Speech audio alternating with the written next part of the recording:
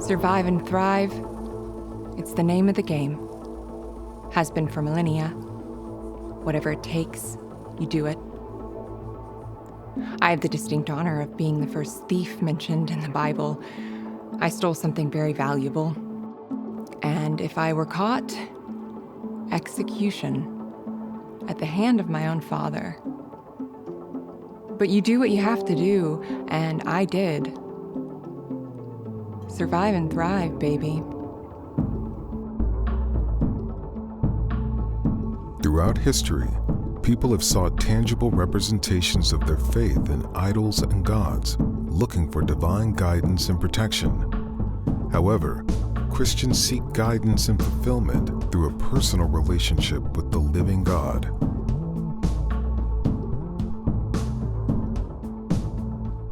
I'm one of Laban's daughters, the pretty one. My husband is Jacob, the son of Isaac, the son of Abraham. Yeah, the big three, the patriarchs. And I am the mother of Jacob's sons, Joseph and Benjamin, his favorite sons. I'm a pretty big deal. So what could I have possibly stolen that was so valuable I would risk my life for? Some clay and rock figurines. Let me explain. The world has always been a dangerous place. A place where food has been scarce, where babies are needed to assure the survival of the human race. Safety, food, fertility. People have always wanted to survive and thrive. No one knows the first person to worship a god. Could have been a hunter. Leaves one morning, desperate for something to feed his family. He stumbles on a rock, uses it to steady himself. That day he kills a deer, and in record time. A few days later, he goes to hunt again, sees the same rock, notices it's oddly shaped, touches it again. Once more, he kills a deer even faster than the time before. A connection between touching the rock and getting food. Why not?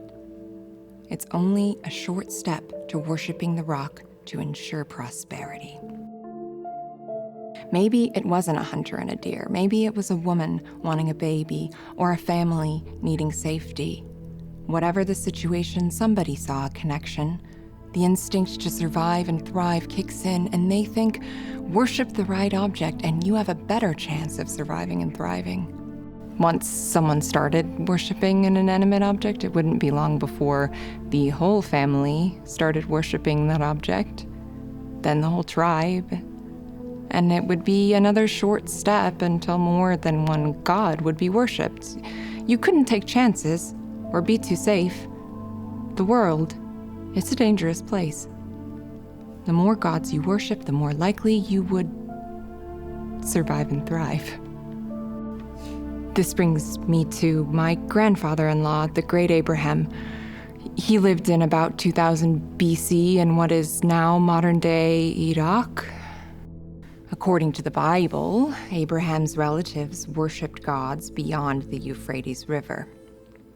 This was near the time and place of mankind's first writings. Some of the first writings were about gods like Marduk, who reputedly said he invented humans so they could be his slaves. You see how the worship of one god was not the best way in their minds. It's a risky way, and you can't afford to subject yourself and your family's survival to that risk. He concluded his family would better survive with one god, especially one god who was truly real and powerful.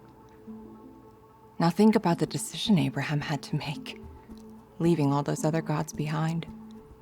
And by faith, Abraham.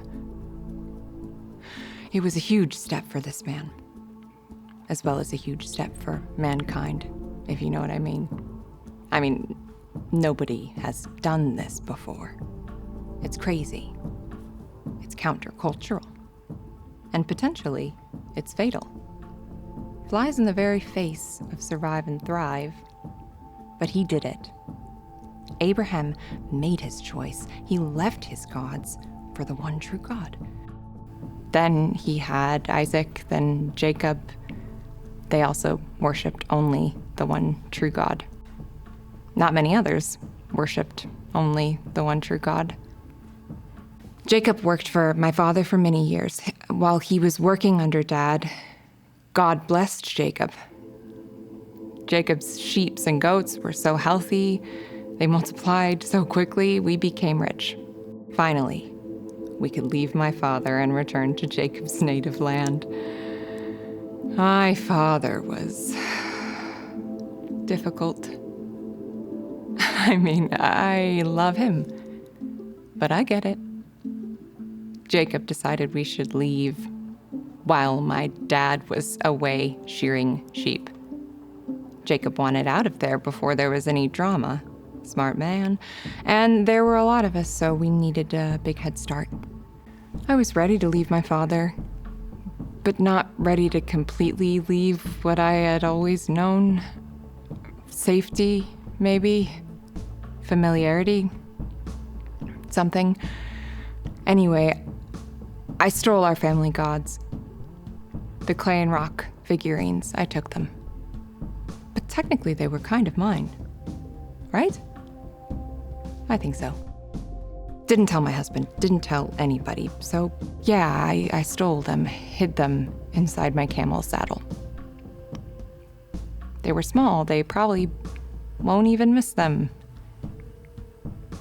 No matter how much I reassured myself that no one would care and that I wasn't technically a thief, it was about 10 days later when I came to terms with how important those gods were. My father and a huge group of my relatives caught up with us. He was angry. Angry in a way that only desert dads who depend on certain things for survival of their entire clan can be. Lucky for me, God had warned him not to threaten Jacob. My father confronted Jacob, accused him of stealing his gods. It was a scene, straight out of a soap opera. The wealthy, aging patriarch father-in-law versus the young, handsome, successful son-in-law. The gorgeous daughter, favorite gorgeous daughter, with a secret. Jacob knew the gods were important, really important. So important that he faced my father and straight up said if anyone was caught with the stolen gods, they would be executed. I simply smiled, sweetly, like a good daughter and a dutiful wife. Gorgeous, dutiful wife. Even used my time of the month as an excuse to not arise and greet my father. Oh, I wasn't about to get caught. Survive and thrive, baby. Now, it would be easy for you to say, what's the big deal, Rachel? Those gods are made-up gods. Seriously? Worshipping useless sticks, rocks, and clay figurines? Gods that don't exist? We didn't see it that way. And neither did God. Fast forward 500 years to the time of Moses, God gives Moses the 10 Commandments. The first two, you shall have no other gods before me. And you shall not make for yourself an image in the form of anything in heaven above, or on the earth beneath, or in the waters below. You shall not bow down to them or worship them. God saw the other gods as being real. Or at least real enough that the Israelites perceived them to be real and acted accordingly. The Israelites knew those first two commandments and the punishment for worshiping other gods, yet they continued to worship other gods. The gods of Babylonians and Egyptians, the gods of the Canaanites and other tribes in the land of Canaan, the gods of the surrounding countries. If we knew of other gods, we were inclined to worship them. No need to take a chance of offending a god. It was quite common to adopt the gods of other civilizations, especially when their gods proved stronger than your own. The urge to survive and thrive. It's so strong that the Israelites worship anything that can possibly help them survive and thrive. And you know what?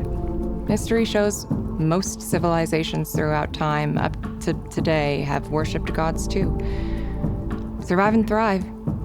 very, very powerful drives. Historically, as each culture died away, its gods died away too. These gods proved to be a feature of culture, not innately real. The only power these gods had was the power their cultures gave them. You have them in your culture too. I suspect you worship a few gods yourself.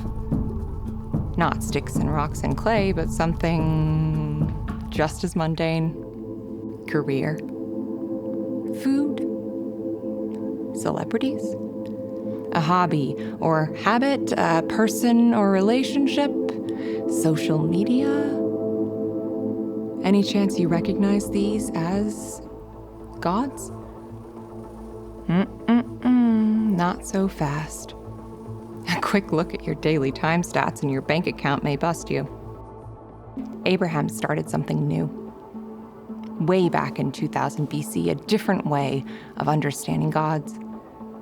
He chose to worship only one God, the God known in the Bible as Big G God, the Lord, the God who made everything. Abraham chose to obey God completely, and God chose to bless Abraham and his descendants. Abraham's second son was Isaac. Isaac's son was Jacob. Through Jacob's sons came the Jewish faith. Many generations on, God sent his son into the world. Through Jesus, a descendant of Abraham, came the Christian faith. In Christianity, a different word is used instead of saying survive and thrive.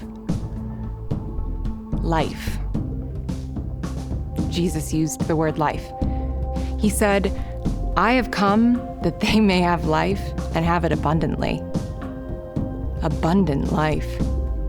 Survive and thrive, the fulfillment of what humans have always searched for, and what I risked my life to find.